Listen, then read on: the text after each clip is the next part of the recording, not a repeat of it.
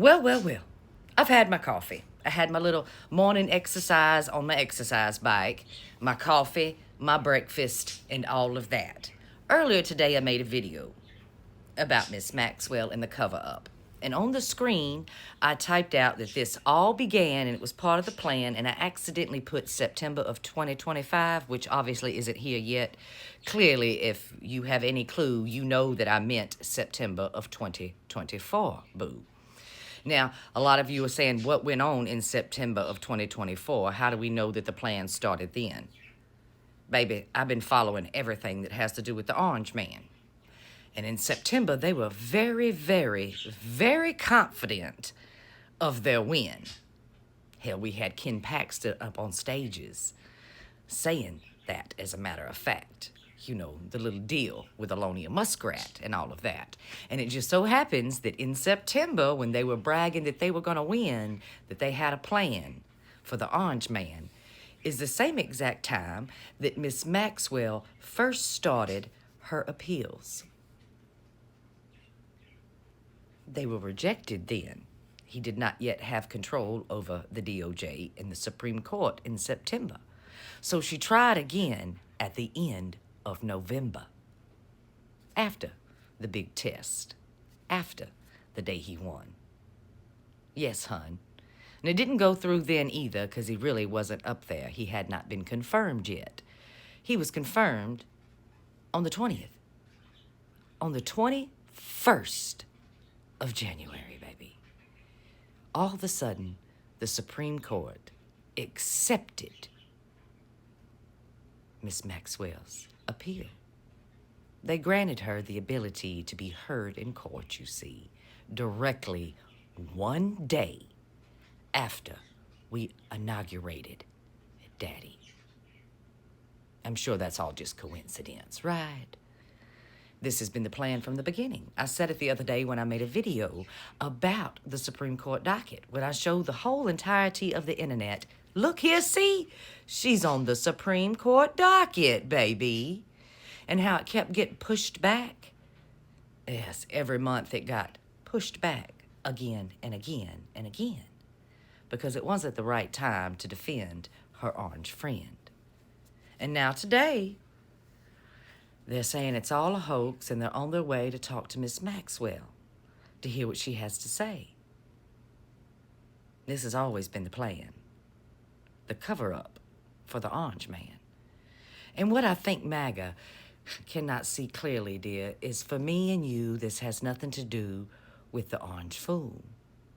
It has to do with all the other powerful people that are connected to that man, that were handed girls by Miss Maxwell, by the way. She's not a victim.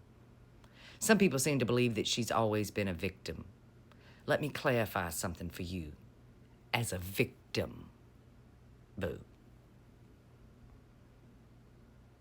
There's two choices you have as a victim.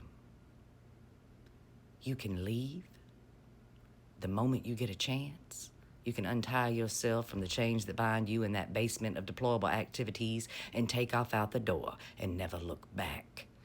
Or you can move upstairs and sit at the dining room table.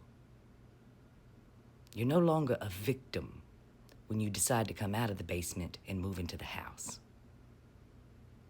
Miss Maxwell moved into the house. She's no longer a victim. She's a groomer. And not just a groomer. She also participated in those crimes. And when I say participated, I don't mean just walking them into the pen, honey. Plenty of women testified that she participated. She's not a victim. She never has been. Victims don't ask girls to be their surrogates with their victimizer. You see, Miss Maxwell and Mr. Epstein had grand plans for repopulating the land with their very own babies.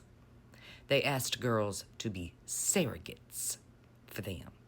A lot of people always talk about the island, but nobody ever mentions the ranch. I believe it's in New Mexico. Yes, he bought himself a ranch. He fitted it out with a little neighborhood of cottages for the surrogates to live in. She's not a victim. She's just as depraved as that man. They had grand plans for inseminating young girls with their babies, Miss Maxwell's and Mr. Epstein's. She's not a victim. She never has been. She came from an affluent family with money and ties to Mossad. She's not a victim. She's never been a victim. So don't call her that. She's worse than the Johns, baby. So much worse. So much worse. But either way, it is a cover-up in every kind of way. I mean, think about Alonia Muskrat and his grand plans to repopulate the earth. He's got little babies running everywhere. He offers women money all the time to be the surrogates of his sperm, honey. It's the same ideals. I don't know what's with these people with money. They all have twisted ideals about repopulating the earth with their babies. Maxwell's one of them fools, honey. She was down to clown. She was down to clown. Nobody was forcing her to do that. She had a choice. She had a choice multiple times. Multiple times. There are thousands of girls. She had thousands of opportunities to do the right thing, and she chose not to. She's not a victim.